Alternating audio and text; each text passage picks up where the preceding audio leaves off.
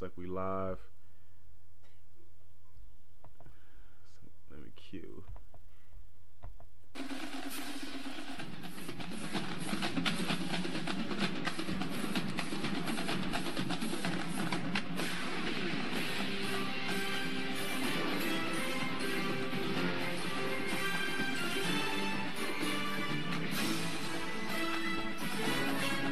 All right. That's good. That's good.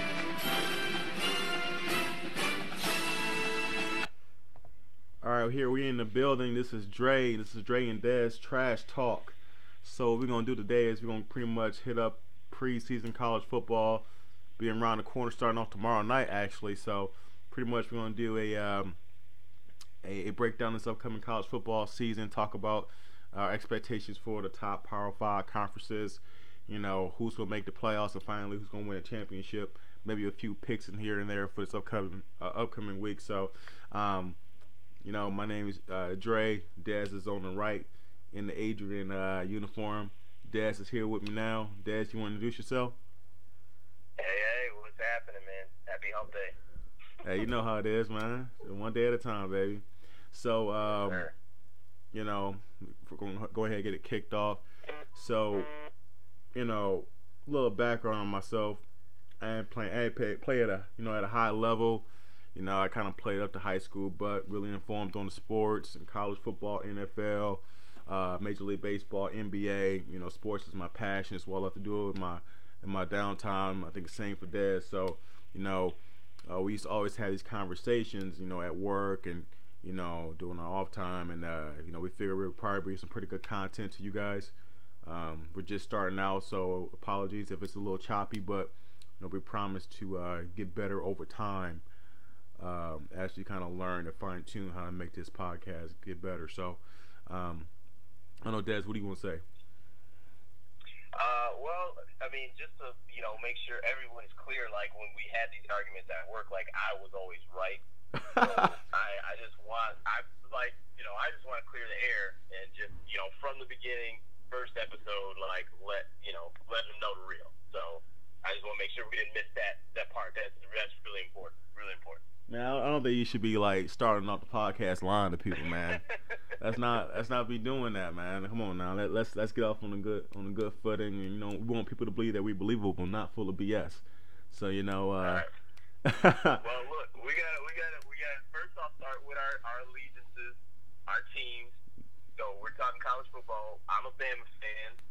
Used to live down there, middle school and my first year of high school. Dad was in the military, so did some traveling. He was stationed down there.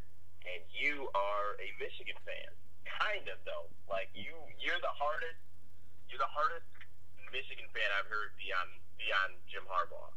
But that is your team though. Hey man, I'm a Michigan fan. I'm a real fan, man. I'm not a slappy.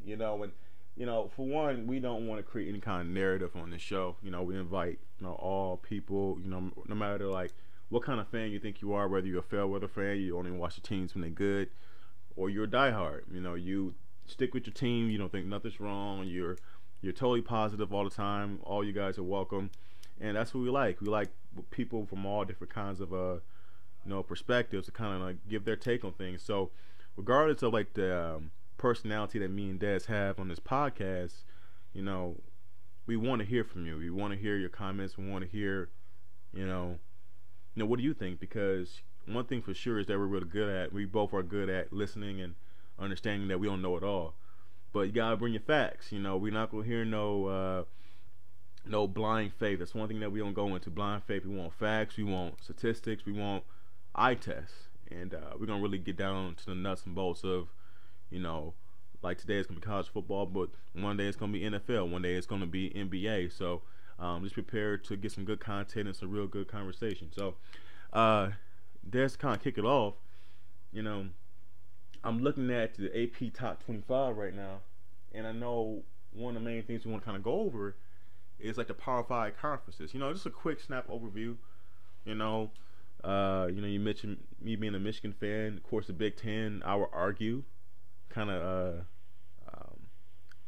succeeds your SEC nowadays. I think we got arguably 4 or 5 top 10 teams in the country. So I think yeah, something like that. yeah, so I mean, look, man, I think the Big Ten is loaded, and I'm gonna go ahead and just give you my quick synopsis of it. Um, Okay. So who do you have in your Big Ten title game? So winning each oh, division. you jumping there that quick? All right, Hey, you brought up Big Ten. Let's get to it. all right. Well, for the title game, if I was to, and I'll give some explanation to why I say this, but for the title game, coming out the, I believe it's the West Division where Wisconsin is. I gotta go with Wisconsin. They're loaded. They got I think a second year starter or third year returning starter in Hornibrook. Got one of the best running backs in the country in Taylor. Um, Great offensive line as normal. Defense is loaded.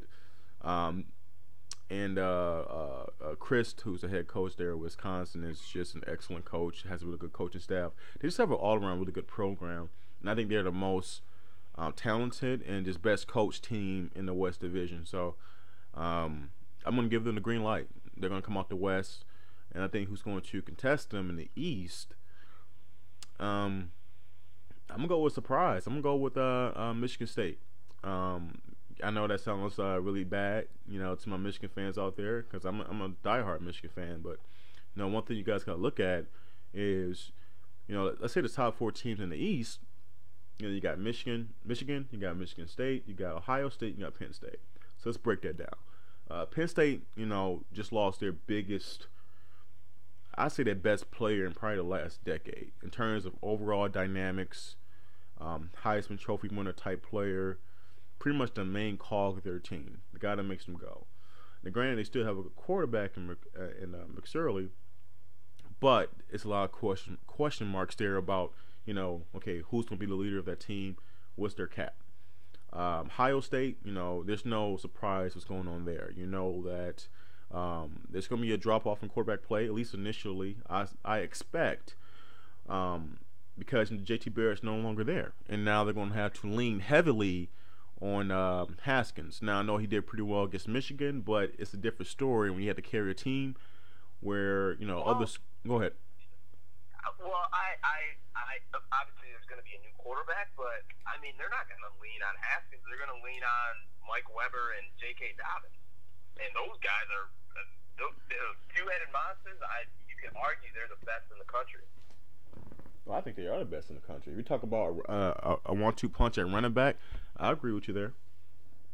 So I think that, and that's where, in that division where I do have Ohio State winning that division, because I think it is going to come. I mean, look, Ohio State year in, year out is recruiting the top guys in the country. Yeah. They never seem to rebuild. It's always a reload. Like, I know they have, obviously the distraction of, the scandal going on with Urban Meyer and the receivers coach, Zach Smith. So I understand that part, but by the time Big Ten play really gets started, Urban's going to be back. You know what I mean? Like, they're going to be, ready to go. So I think Ohio State is going to lean on those two monsters in the backfield that they have with Dobbins and Weber. I think they're going to pull that one out. But go ahead. Well, I can't say that you're wrong. I mean, look, like I said, Dobbins and Weber are the best 1-2 punch running back tandem, I think, in the country. And Ohio State, they got some returners on defense too, and offense. Paris Campbell is a burner at the receiver position, and he's going to cause some havoc this year. And I will say this, as good as JT Barrett was, I thought towards the end of his career, and I don't know if you would agree, I thought as a passer he digressed. And from the small sample size I saw of Haskins, the guy at least got an arm. He ripped us apart, 3rd and 15, those 2 straight holdings, in Michigan Stadium. That dude was like, all right, strap up. He walks in as a freshman and throws a free through the size of a keyhole, man. I mean, it was I mean, bro, I mean, as a Michigan fan, it's like, oh, bet, watch. Like, look at this. You know what I'm saying? It's like, what else is new, bro? We used to heartache. My man stepped in and played all year. He gonna step on the field like, don't worry, I got this. And throws a just a. Well, the tough part with Ohio State is when you look at it when they're at their best, and you can look at 2014 is when their run game is really good, and they have a deep threat at receiver. Like they had in 14, they had Zeke, who he was a transcendent player, but their run game was really strong, and they had, I believe it was Devin Smith at that year, but that is their formula for being the dominant team. It's really not even a lot of the pass game. It's that it's RPO and taking deep shots. They have having that burner who can track the ball deep and get those big hits when they need them. Yeah. Yeah, I mean, they're gonna be scary, man. They're gonna be scary. Yeah, and on defense, their defensive backfield is always good. I mean, they're constantly pumping out first round draft picks. So I mean, look, they're going to be good. I guess for me with them, it's not a talent issue. It's more or less the distractions. I think that overall, there's two main things that make me kind of damper on them, this particular season, which is one, look, Haskins will have. I know they're going to lean heavily on the running game, but look, I don't think that nobody can run the ball consistently against the other top teams. Like Dobbins and Rubber, to me, won't dominate the game versus Michigan or Michigan State or Penn State. One of those defenses will, keep them in check. It's just because they're that good. Now, but see, the tough part is because, look, Ohio State and Urban Meyer, he is clear he's a dirtbag, but at the same time, when it comes to game planning and calling plays, the dude is amazing at calling plays. Now, he has his moments with the Zeke game against Michigan State where he, bumped his head and forgot that, the best running back in the country was on his team, but as far as strategy-wise and the X's and O's, man, they're gonna make sure they put their guys in the best spot to make those plays and win. And I know with like for instance Michigan, like they have a great run defense, but but that's typically against those teams that aren't spreading it out the way that Ohio State will. Like Ohio State, they'll match up they just are so creative with how they want to attack you, how they want to get after you. It's hard to go against Urban when you're talking about the Big Ten, just the conference itself, because he did it with Braxton Miller, he did it with J.T. Berry, he did it with Cardale Jones, and I have no reason to believe that he won't do it with Haskins or Tate Martell or whoever it is. Yeah. Look, man. Like I said, I know it's not a talent issue, and hell, I know Urban Meyer's to me the best coach in the Big Ten right now. Second, I would say D'Antonio. Third, I would say Harbaugh. And I know my Michigan fans out there probably are like this dude cannot be a Michigan fan. He is definitely a poser. He is not one of us. It's not that. It's just that I'm more of a. This is Michigan, for God's sakes. I'm more of a. You gotta show me, man. Do I believe in Harbaugh? Yeah, I mean, I had to based on what I saw before he got here to Michigan. But after a while, you don't need, you can attest to this. You don't need 4 or 5 years to get back on. If you're at a blue blood like Michigan, it don't take you 4 or 5 years, bro. And you need to start to win and beat your rivals. You're not going to beat them all the time, no, because those other guys are pretty good too.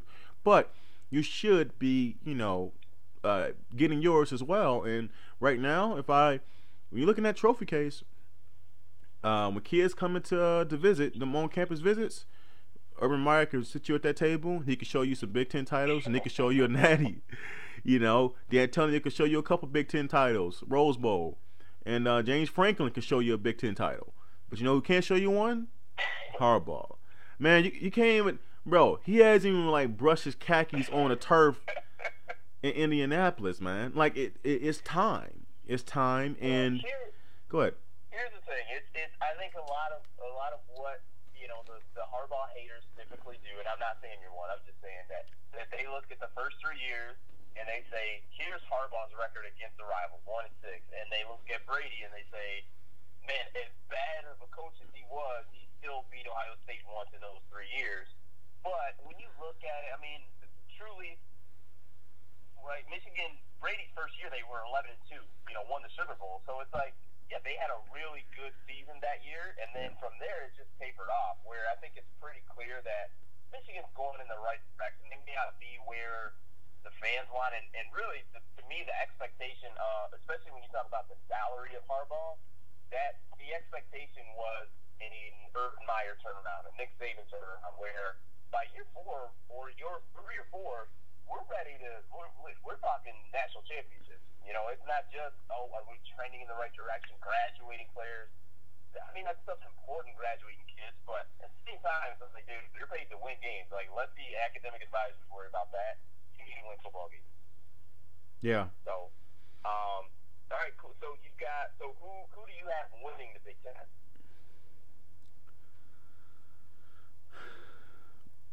Surprise pick is going to be. I got Wisconsin. Ooh, okay. So you got Whiskey playing Michigan State in Indy, and you got Wisconsin with it. Yep. Okay. All right. Now, go ahead. I was gonna say, well, I mean, look, they've been close for years. I mean, literally years. I mean, I think they've won that division. I think in the last 6 years, probably 4 times, 5 times. I know Iowa won it in 2015, won that division, and played Michigan State in the title game. And then outside of that, man, I can't remember another team winning it. I mean, it's been them. So really, I mean, if you get another step from Honeybrooke, I mean, you never know. Sky's the limit, man. It's just one game. See, for me, it's not simple. That answer is not simple for me because. And I want to make sure I articulate this correctly because I want people to understand why I say Wisconsin. It's not as simple for me as that I think Wisconsin is a better team. I think they probably rank maybe third if you put them in the list of Penn State, Michigan State, and Ohio State. I think there are just certain circumstances that are going to affect those teams in the East. And to me, unless, now here's a caveat, unless they meet Michigan in the Big Ten title, I'm still gonna give Wisconsin the edge because the way I look at it is, to me, in terms of overall talent, Michigan is second. Ohio State will be first. I think Ohio State's gonna have distractions, and I think the sauce is just not going to be right this year. I believe they can have. Man, I think the team wearing that ugly forest green. I think you're discounting them, man. Like Michigan State, they never. And of course, it's going to be. I picked them to go to the Big Ten title. I picked them to go to the game. How am I discounting them? I know, but at the same time, you're telling me that that Michigan and Ohio State are the 1 and 2 most talented teams. Yeah, talent. I don't know. Yeah. I think Michigan State is in that conversation, especially when you talk about you would put, Wisconsin third with all the state teams in them. I don't know, man. All I'm saying is year in and year out with the anomaly that was the 3-win season for D'Antonio.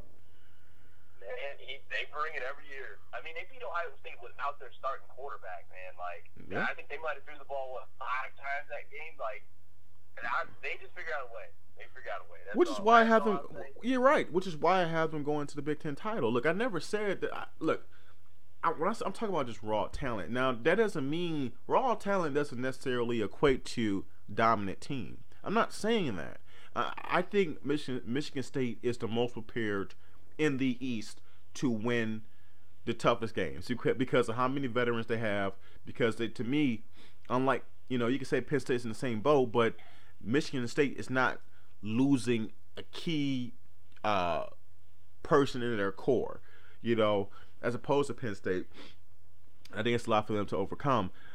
I think Michigan State just has the best overall situation. That's the way I look at it, not overall best team, and that's why I'm going to pick them to get to the Big Ten title. Now, my point was with Michigan, if Michigan's able to overcome their gauntlet of a schedule and they get to the Big Ten title game, I believe they're more talented in Wisconsin, then things change. That's my only caveat, in which I would say Wisconsin doesn't win. Because to me, if Michigan gets that far, what that would tell me is that they've been able to survive that gauntlet. And the biggest Yeah, they're question battle mark, tested. yeah, Yep. and that their quarter, that means that everything came together for them to get past that gauntlet. And at that point, I think they're going to beat Wisconsin. That's the only caveat. Well, we'll see. But you got to keep in mind too that's going to be a rematch. So you can never be too sure on on those games. So Yeah. keep that in mind too. All right. I want to go out west to the Pac-12, the toughest big Power Five conference. I'm just kidding. I think both bad. The cupcakes. Who do you have? Pac-12.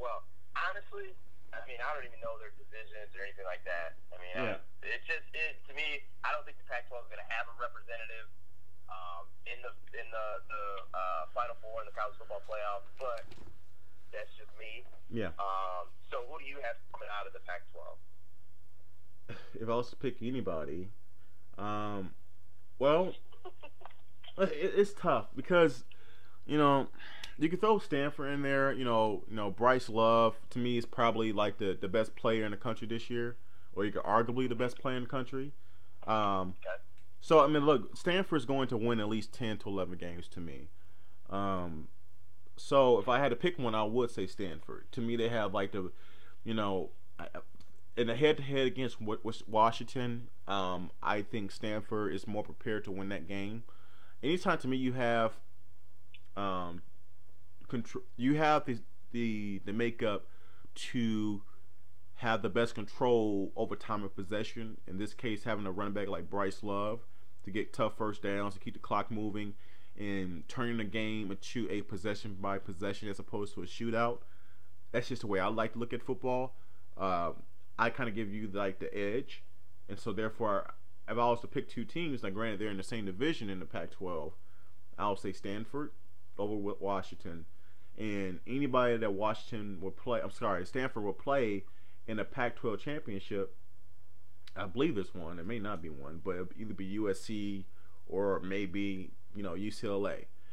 Dark horse there, but yeah, I gotta go with Stanford. Well, all right. So we talked about this a little while ago, and you convinced me a bit.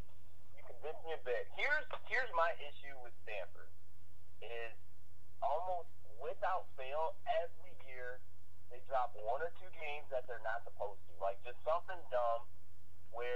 I feel like their ceiling every year is like 2-3 wins. Like I think I 11 mean is losses. the absolute bit right. Yeah. I think 11 is everything going the exact way they need it to. Yeah. So I don't know. I have concerns with Stanford. I have concerns with Washington. My pick, and I think you convinced me a little bit, is UCLA. Oh, really? It's a team. I do. To the young I bull. started to think about it more. Now, at the same time, I'm not saying they're going to be undefeated or 11-1 or anything like that. But I think when it comes down to those key games, man, Chip Kelly, you may not know exactly what he's going to do, but he's definitely going to do tempo. And I can see Stanford having some struggles with it, and I see Washington having some struggles with it. He's a great play caller. Whether it's if you want to get to if he's a great head coach, that's debatable. But I think with even a decent quarterback, I think he can get it done. I think he can win 9 games, and it be the critical 9 games that you need in the Pac-12. I can, and I also see them being a team that for the most part, I mean UCLA. I don't know, they were 8-4 last year, something like that, 9-3. Like no one is looking at the schedule when they play UCLA saying, we got to get up for this game. You know what I mean? Now, granted, remember they had Josh Rosen as their starting quarterback. I mean, to be honest, I didn't think Rosen was a world beater or anything like that. But Right. I just think that I think that tempo. I think tempo, what it does to teams is that it evens the playing field, and really it gives you a benefit because there's truly no way to practice the type of tempo that Chip Kelly and those teams do. Like, I mean, I remember watching clips of Oregon, man, and a lot of times they would run the same play over and over again, but because they're going so fast, guys aren't getting lined up.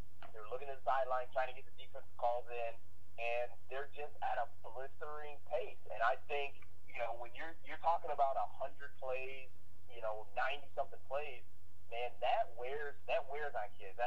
You look at Clemson 2 years ago. I mean, in the national championship against Alabama. I mean, those guys. That defense for Alabama was lights out. Clemson was as well. But after 99 plays, man, everybody gets tired. Hands are on the hips.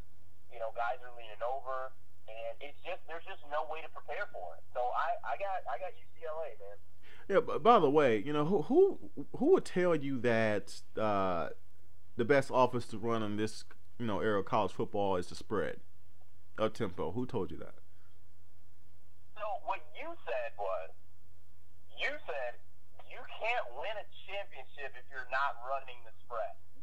Yes. That is not true. Name one team that has been successful with not doing that. When I say successful, I'm talking about getting to the college football playoff, winning the championship. College football playoffs only 4 years. Fine. Go. Then go the last 7-8 years. I still take you on that. Alabama won it in 2000. I want to say in now 2010 wouldn't be in that 7 years, but 2011, dude, we were a high formation. Match mouth team. So you picked the one most dominant team in the last decade as your outlier that can work. Please forgive me, Dre. You asked me for an example, and I gave my bad. Also, the Pac-12 champion you just gave me is that exact team. It's a smash mouth power run team. I never said they were making it to the playoff. Power five conference. I never said they were making it to the playoff. I said they will win the Pac-12. To me, at this point in time, that's not saying much. All it does is that it gives you the ability to recruit more athletes. So for instance, if I'm a wide receiver and Alabama, and say they're still running that, or whatever, Stanford is recruiting me. Well, I know that I've got 1 and 2 shots to get on the field, right? So it's like, well, shoot, if I'm not, I in order to get on the field, I have to be number 1 or number 2 on the depth chart. Whereas if I go to Clemson, who's got 4 wide on the field, sometimes 5. Well, I got a 1 and 5 shot. You know what I mean? I have a higher chance to get on the field. So all it is getting your athletes on the field. You can win. Look, if you got the guys, it don't matter what the hell you run. You're gonna win. Yeah. That's the end of the day. So, but yes, the spread and tempo. A lot of it is just tempo, man. It's going at different paces where the defense is just off balance. And you put pressure on defenders because they have to play in space. You know what I mean? Like, so if you're a linebacker, you're having to try to cover a little short wide receiver, a little running back, and a lot of it is one-on-one tackling. And if you miss, with these 5-star athletes, I mean, these kids are freaking 6'1", 200 pounds running 4.3 40s. I mean, they're just monsters of athletes. And if you miss on a guy, he's gone. Yeah. I'll get this. Let's switch gears here. Let's head to the Big 12. Okay. So we kind of talked about this before. We got the podcast going, but actually today, and I think my pick was I'm stuck between Oklahoma State. I know for a fact that you looks like who do you like again? I like West Virginia. Oh yeah. Go ahead, break it down for me. It all is predicated on Will Grier and his top 2 receivers. I think David Stills, I think the 4th or the 5th or something like that is his name. He's his top target. Will Grier, look, 4 years ago, Will Grier was a redshirt freshman at Florida, had them absolutely rolling, man. They were 7-0, and they were on a crash course to play Alabama in the SEC title game. He got popped for PEDs, and he ended up transferring and leaving school. I hadn't heard about him researching until like last year or the year before on where he would go. But, dude, he's legit, man. And really, West Virginia, they were in contention for the Big 12 until he broke his finger last year. So, to me, when I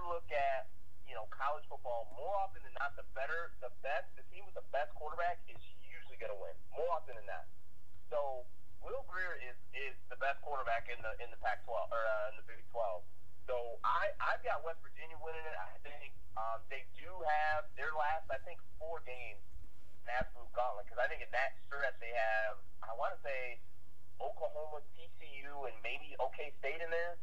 So they've got a gauntlet, but also what I look at as well is, at that time, that's usually when teams are hitting their stride. So that, in my eyes, that's when West Virginia is going to be at their best, and obviously the other teams as well. But I just think I've got a lot of I've seen what Will Grier can do, and it's freaking scary, man. And they run wide open, air it out, Big 12 offense, and I think he's gonna light it up. Yeah. I'll be honest, man. I'm not too familiar with Will Grier. I mean, I've heard him being a possible, Heisman, candidate. So, we'll see. I mean, clearly they have some explosion there. One thing we do know about college football is, if you have an explosive player, a guy who can really change things up, that can be dynamic. You have a shot. We know that. So I can't say you're wrong. I mean, I can't say you're wrong, but that's not gonna be my pick because. Dude, trust me, I've watched. Like I said, I saw Florida 4 years ago, and I'm watching the highlights, and I'm watching the dude we're about, and that was when Florida kind of came out of nowhere. So it was just coming off of, they were years out from Tebow, but from that time, from Tebow to Will Grier, Florida was terrible, and even after Will Grier, they were terrible, and he had them 7-0 and beating people down. Man, I'm worried, looking like, we're gonna have to see them in the SEC title game. Like it's gonna be tough, man, because he can move and he's got a huge arm. I think if you put redshirt freshman Will Grier on this West Virginia team, they still might win it. Let alone him as a redshirt senior. You know what I mean? Like it was just, trust me on this one. He's legit. He's a real deal. Okay. Well, I'll just have to take your word for it, and I'll be definitely looking at the highlights of him. But I'm gonna go with Oklahoma. Just their been in the last 2 years, I believe. Losing Baker is huge, but right now for me, I'm gonna take the coward way out, and I'm gonna take the safe pick, and I'm gonna go with Oklahoma. I mean, it's a safe pick. Here's the thing that I worry about with the transition is Baker is the type of quarterback and the type of leader that even if you don't feel like you're the best team on the field, having him there makes you think that you're going to be the best team on the field. So I think he brought a lot of confidence to those other guys. And granted, it's Oklahoma. They have, I don't want to, get mistaken. They have some ballers. They have some freaking ball players. But I think with stepping on the field with number 6, that elevated their confidence. And Kyler Murray is a different dude. He's not that athletic wise. He's much better than Baker is. I think he can throw better, and he's much faster and quicker than Baker is. But I don't know if he's got that swagger. And also too, you got to think that this is going to be last year was Baker's 2nd year in that system, right? Yeah. With Lincoln Riley. Right. So granted, this is going to be Kyler's 2nd year, I think, in the system, but only his 1st year starting and getting some real playing time. So you got to assume some mistakes are going to come. It's going to be I'm sure some defenses are going to be throwing some crazy schemes at him to try to confuse them, and so we'll see. But you always get a little cautious with with a new starting quarterback. Which is why I said Ohio State's going to have issues too. That was one of my things. Now. But you don't feel that way. I will say that. Because I don't think the Oklahoma's path is as difficult as Ohio State's. See, I think that Oklahoma I think they're are that much more talented than their main competition as opposed to Ohio State. That's the difference. Both teams are going to have ups and downs because there's that quarterback change. But I just think the gauntlet is as tough for Oklahoma. Okay. That's kind of the way I look at that. And I want to say this about the Murray kid is that I don't know if you knew this, but he was drafted in the 1st round in the Major League Draft. Now it's not relevant in terms of football, but I will say he is to turn down guaranteed money like that. He must be dedicated. So. Well, he didn't turn down money. He did. signed the contract. He just gets to play count. No. Well, true. signed that You're right. contract. You're right. You're right. He did. He signed the contract with Oakland A's. You're right. Yeah. Yeah, you're right. In his contract that he could play college football this year. So be advised, he did not pass up on the money, which I commend him. He shouldn't have. He did the right thing. Yeah. And I don't know how the hell he finagled that, but God bless him. Yeah, he finessed that one, as Devin would say. He finessed that one real good. Dripping with finesse. All right, so let's jump to the ACC. I actually get excited about this conference because ACC to me is always interesting because you always say jump to Clemson, and for a while before Clemson it was Florida State. Those were either of those teams, but you got some up and coming teams in the ACC. You got Miami, with that rocking that turnover chain. The U looks like it could be back, so you can't count them out. Dude, I'm gonna be honest, and I gotta say it. I think Miami. I don't think they're for real. I gotta be honest. I don't think they're for real, man. You think they're frauds? I think so. I think they got a lot. Now, I want to be clear. I don't think they're that they suck or they don't play hard. This dude's played incredibly hard. Mark Richt is a great coach, but dude, when you look at how many breaks went their way last year, that's an anomaly, man. That many games that they had under one possession games. Dude, I could see them having just a colossal letdown year. I think they will. I think they're going to have if Miami has less than 4 losses, I'd be floored. I'd be absolutely floored. I think Rozier's overrated. It's a lot. I think they're going to be. I think they're going to come back to earth this year. But you can argue they only really had to beat like 2 or 3 tough teams. Like when I say ACC is exciting, it's that I just find those top 3 or 4 teams exciting. Like I'm looking at their schedule right now. Now their toughest game, they're gonna play. Now they start off against LSU, not against LSU, but they gotta play LSU, so that could be a tough one. They got to play Florida State. DeAndre Francois, won his job back, so we know that he's an explosive player. I think Pittsburgh, you can't sleep on Pittsburgh either. Narduzzi, Nardog, the Nardog. He runs a good program there. Those guys aren't like extremely talented, but they're well coached. You can't. Dude, you know what? I'm looking at the schedule too. Those last 4 games are nothing to mess with. You got Duke, which I get it. It's Duke, but their coach always has them playing hard, has them ready. Yeah. That Georgia Tech, that triple option wing T crap, that is not. It's hard to get ready for, and it's a physically demanding game because those guys are cutting and chopping the legs out from your linemen. Mentally too. Play it. Yeah, mentally too. Virginia Tech, and then like you said, Pittsburgh, man. That's a heck of a gauntlet, man. And that's not even including the Florida State game. And look, like I said, if they have less than 4 losses, I'd be shocked. I would be shocked. Yeah. I mean, it's going to, it's not going to be easy for them. But you know what? I think they picked up some steam the last 2 years. I think Mark Richt has done a good job. So we'll see. I think they're a team. They're not my favorite, but they're a team you can't sleep on. But look, we know the top 2 teams in this conference. It's going to be Clemson and Florida State. Now, more or less Clemson. Now, for me, the only reason I'm not saying it's a done deal for Clemson is because, we know they can't be beat. They almost lost to, they did lose to North Carolina State. Was that last year or 2 years ago? But 2 years ago. 2 years ago. That was when Watson threw like 18,000 interceptions. Yeah, but and they lost in that field goal. It was dreadful. But Kelly Bryant, and he was named starter. It's not going to be Trevor Lawrence. So now look, I know what a true freshman. For now. So you think the leash is going to be short? Dude, I saw Trevor Lawrence in their spring game. He's a little skinny. He's a little light. But that dude is tall. He looks like Sunshine from Remember the Titans. He's tall. Sunshine. He's got long blonde hair. And he has a freaking rocket on his right arm. And he's got the swag, too. He's got some, man, that dude, as far as throwing the ball downfield, he's exponentially better than Kelly Bryant. Yeah. Now, Bryant's got the bigger body, and Clemson loves running their quarterback.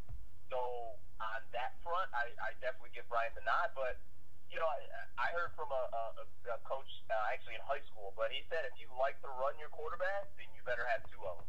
So who knows? I mean, Lawrence may end up playing just by injury. I mean, last year Bryant had a concussion against Syracuse, and somehow the committee just totally wiped that loss off of their schedule. I mean, I ain't worried about that, but I'm just saying.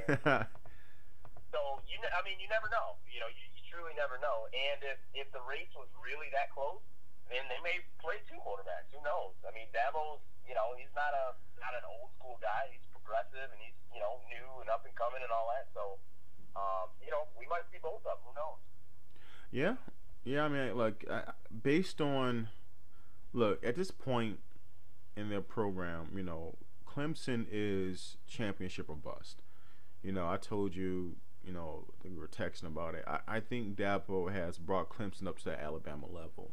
Although I think he needs a few more championships before we can say he's officially on Saban's level. But as a program, in terms of bringing, just a few more before he's on Saban's level. All right, fine, bro. Go ahead and bust my balls. All right, fine, 4. All right, thank you. All right, you're welcome. I'm talking about bringing in talent. The dude's incredible. Yes. I mean, he's incredible. For me, obviously I'm a Bama fan, so I'm more old school. I like Saban and the real quiet, stuff when it comes to the media. So Dabo's a little outspoken for my taste, for my team, but it's crystal clear that he's a phenomenal coach. Yeah. I mean, look, and his players respond to it. I think he's a little bit of a character, but what coach isn't? We know Harbaugh is the most awkward person we've ever seen. So yeah, he's terrible. Yeah, I think. He gotta stop climbing trees, man. Which he did this offseason, so I'm happy about that. Not getting enough oxygen or something, man. Like something's off about him, dude. Like he's just, yeah, we He probably needs to drink more milk, as much as his big belly can. Take as much milk as your little belly can hold. He's just weird, man. But don't eat chicken. Weird animal. Awkward animal. What do you say? Scary animal. He says it's a nervous bird.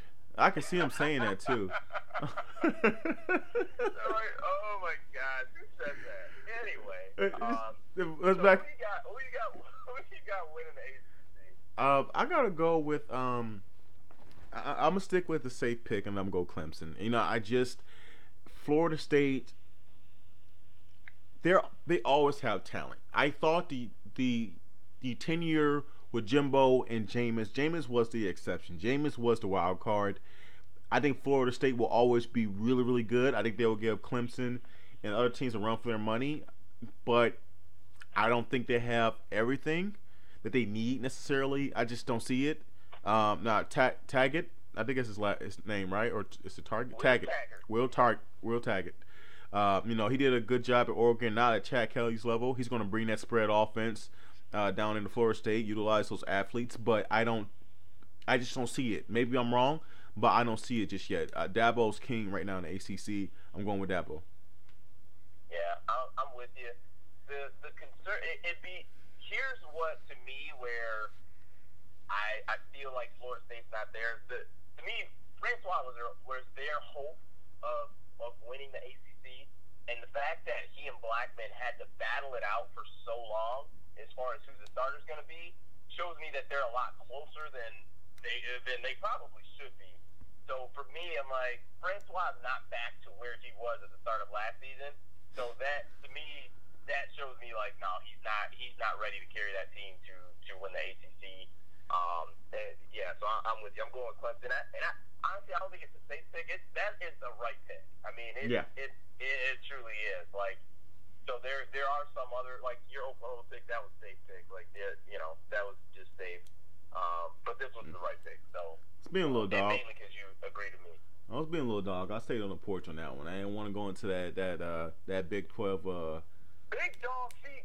Man, I wasn't ready. Puppy, stay on the porch. Hey, what the Rock say?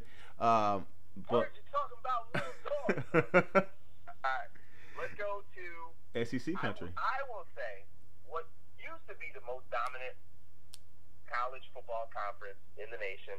I will say now, I can admit that it is not that now, but it is still one of the best. The SEC. Yeah. What you got? Hey man, look, uh, SEC title game. I'm going with Bama and Georgia.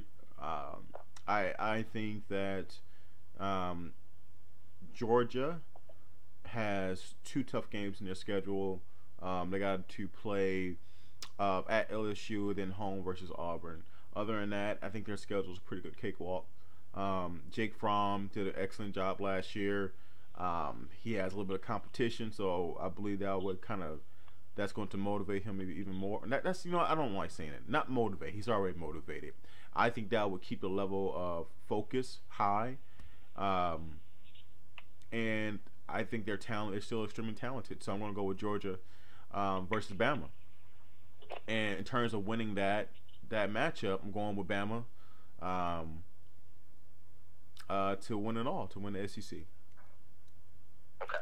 So, couple things. So, number one of the, and I know we didn't go there yet, but I'm bringing up my sleeper right now just because of what you just said. So, my sleeper now, and I'm not saying they're going to win the conference or Final Four or anything like that. I'm just saying this is a team that's going to surprise a lot of people. I think it's Florida, man, because just for what you said just a minute ago, you said for Georgia their only two games is LSU and Auburn. Now, Florida, Dan Mullen is taking over, and I am a believer in Dan Mullen. That dude is incredible.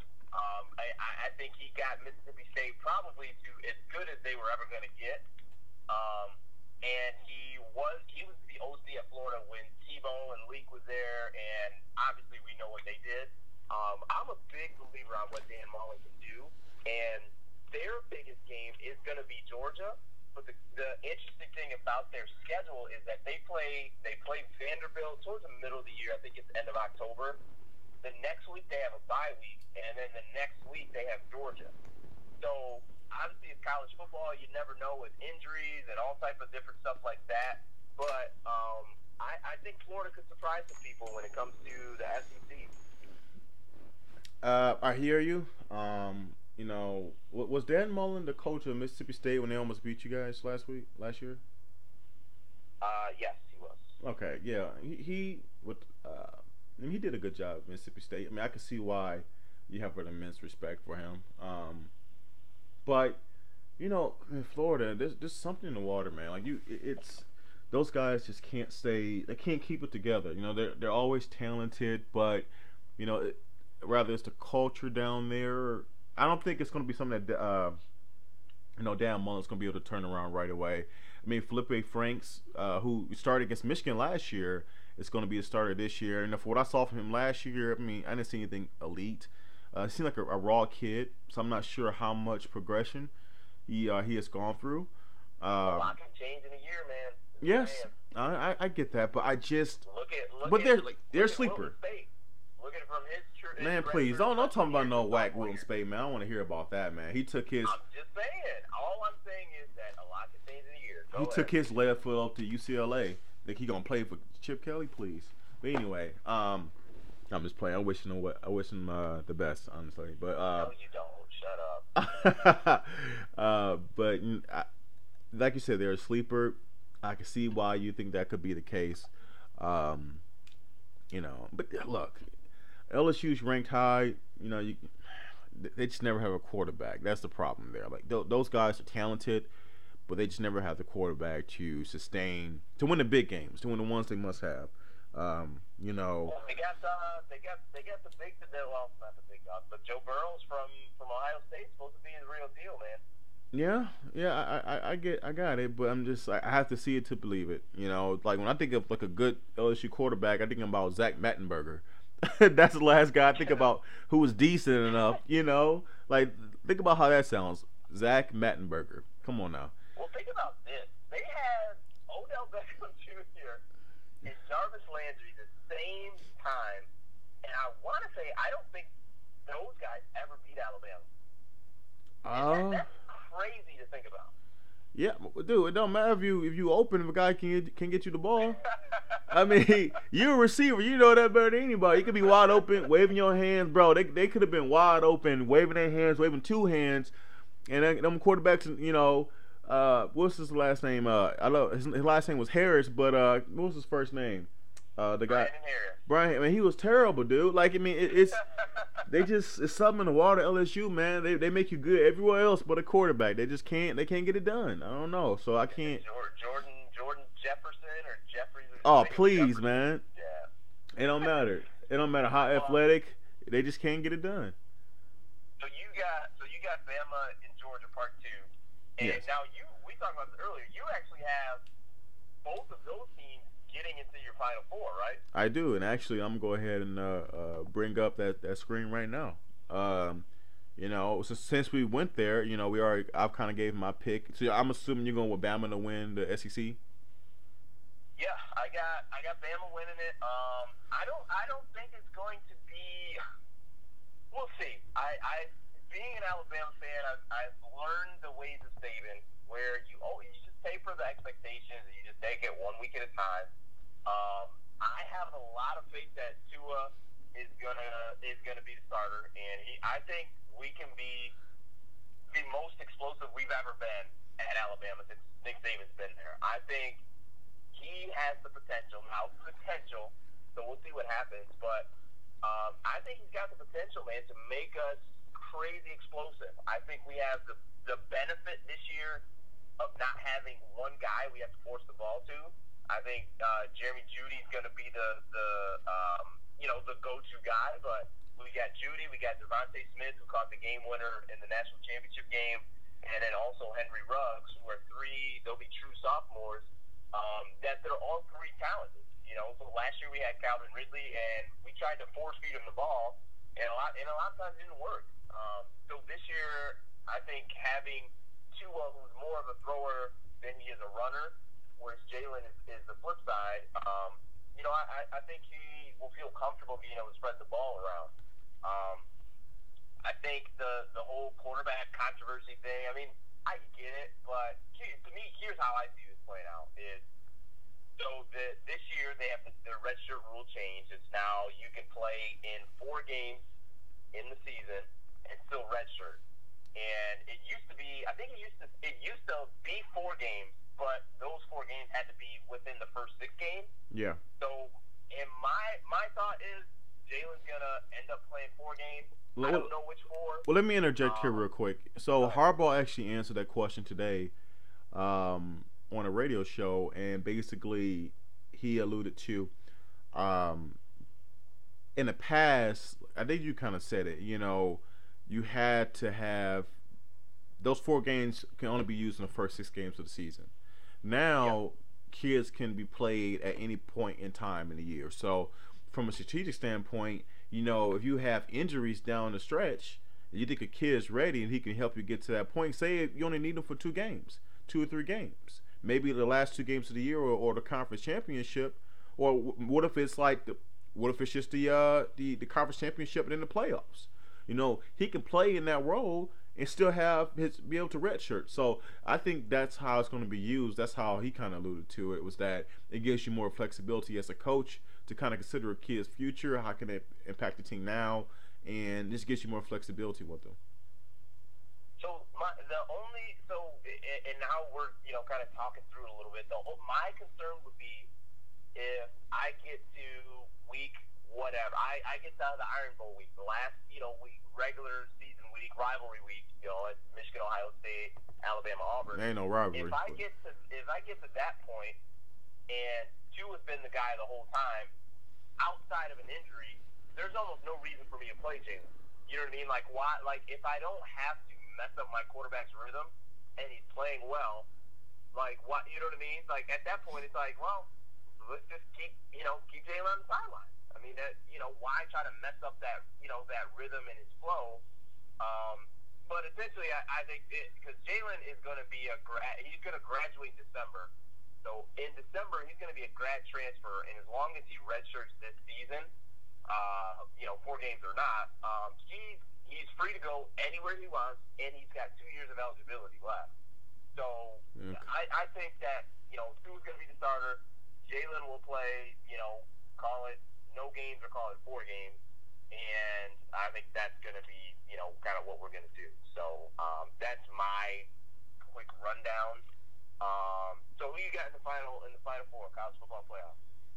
So, we both picked two teams. I picked Clemson and Georgia, and you went with Bama and West Virginia. So, kind of recap my reason for my two is that Clemson, I think it's a safe pick.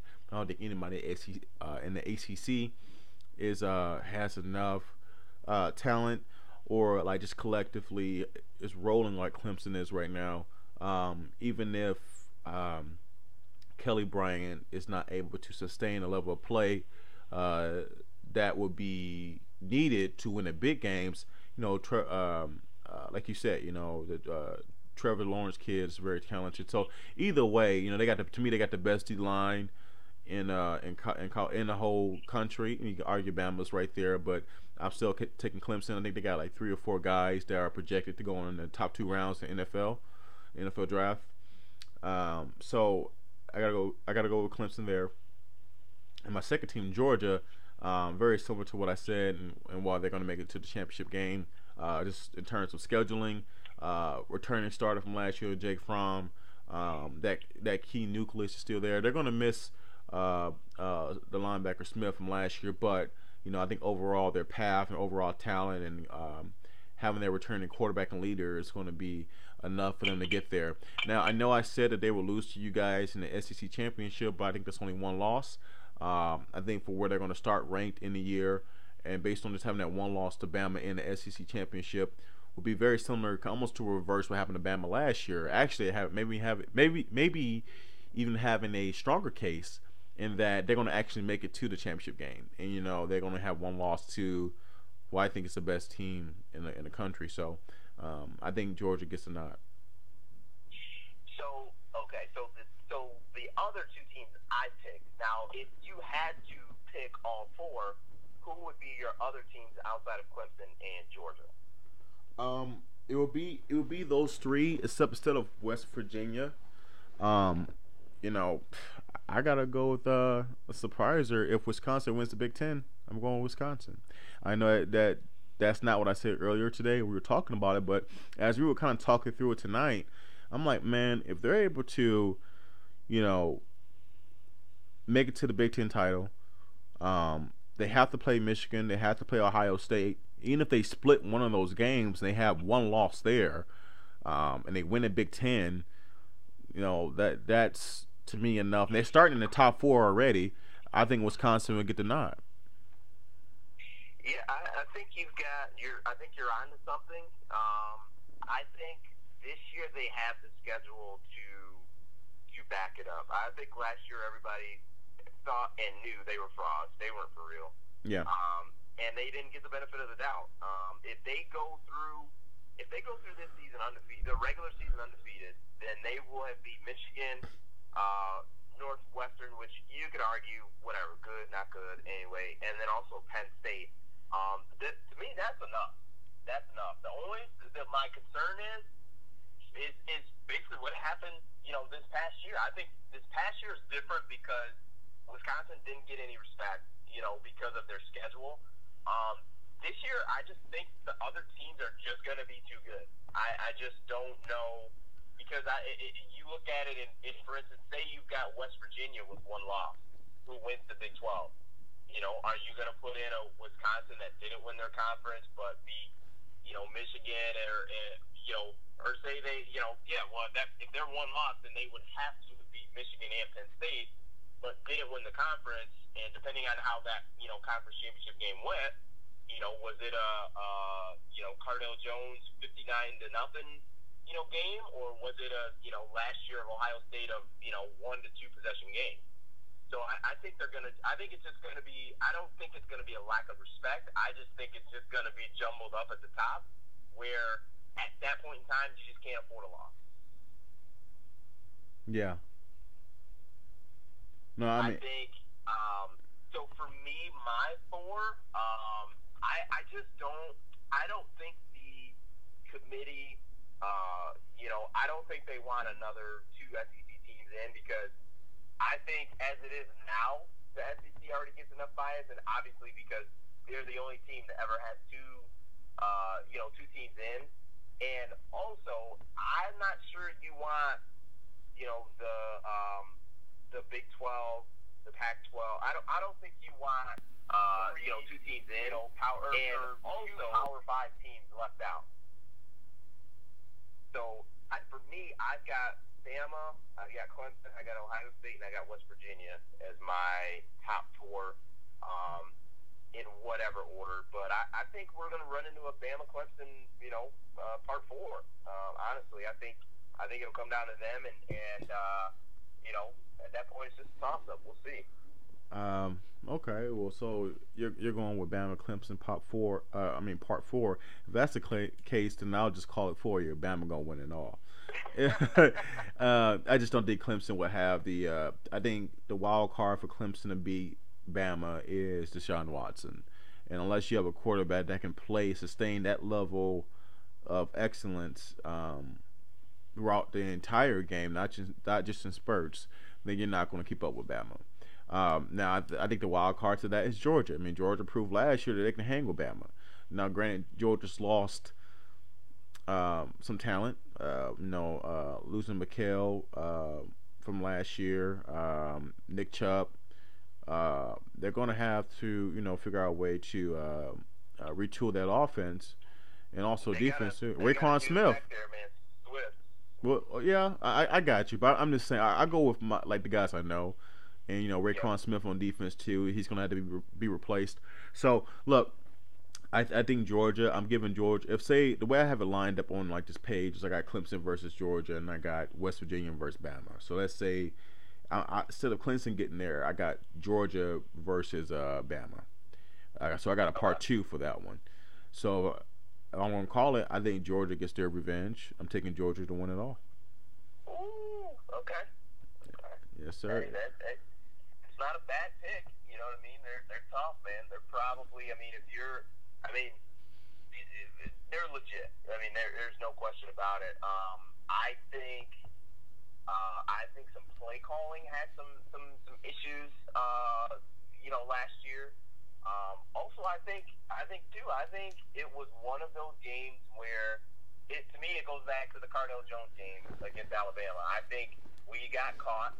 I think we got caught sleeping, and we thought, just with our scheme, we'd be able to confuse him and pick him off a few times. And I think we thought that same thing with Jake Fromm, that we confuse him. I think Fromm shocked us by throwing so much on those first downs that we weren't ready for it. Like, you still play defense and you're ready, but I think the next time we see Georgia, I think we'll be ready. I think we'll be ready from the first kick. And I think they'll be ready for you. They'll be ready for Tua. Tua's not gonna come out there. Look, Tua ain't gonna come out there that second half. Ain't nobody know who he is. Like throwing dimes, okay? Look, it ain't gonna work. So look. Hey, but at the same time, Tua ain't gonna be down 13 and zip to when he first touches the field either. So hey, you gotta keep that in mind as well. I get that. I'm just saying y'all benefited from the unknown. I truly believe that. I truly believe that Georgia should. They blew that game. To let a guy, that still makes me upset to this day. And I was happy for you. I was happy for you, but you can't. What was that? Fourth down? I believe it was fourth down. You cannot let a guy beat you on a seam route down the field. Come on now, on a 30. No, that was second and 26. Well, second and 20. Yeah, because they just got sacked. You're right. You know what? You're right. You cannot give up a seam route down the field, second and 26. In overtime, you can't do that, and you can hold them to a field goal. At the very least, you're supposed to be playing, keep everything in front of you, and you tackle them before they get to the first down. Yeah, 2 more downs to go.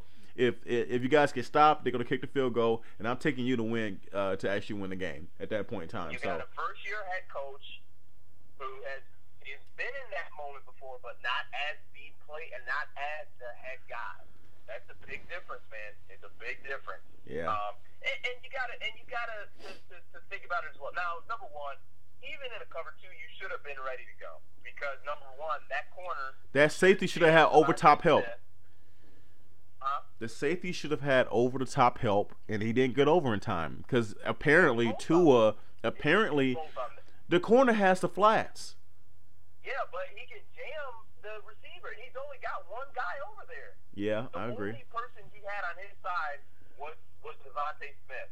He should have been riding his butt inside, jamming him inside, and it was a 4 verticals route, so there was no flat threat.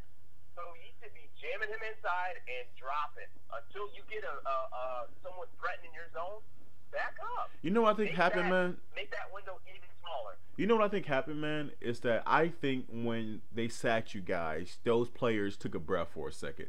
Just for They thought the game was over. I mean, what? But you can't do that. That's bad on the coaching. You got to notice that with your players. But I think those kids are gonna learn from that. But because they had a lapse in focus. That's one thing I think that we can agree on. That was clear. They lapsed in focus on that play because the guy was way too open. I think when they got they sack, they were like, "Oh, this is it." You know, because if I'm not mistaken, you guys kicker struggled that game, right? Oh my God, I don't want to talk about that. Hopefully he's fired. But you gotta give him credit though. We shouldn't have been in overtime. I don't want to get into that right now. But he missed a freaking chip shot with no time left. Yeah. We shouldn't even been in. Georgia's lucky that they kept playing.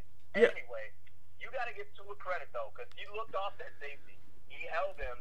He got the snap, and if you look at the replay, he had 3 receivers to the right, 1 to the left, and he knew he was going to the left all day. Man, I'm sorry, bro. That dude, he is ready for the moment, man.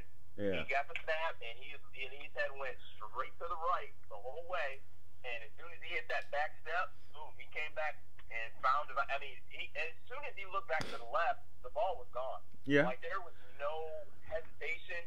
He just freaking ripped that thing up the sideline. And it's funny because I was listening to Joel Klatt. He was on Undisputed with Shannon and Skip.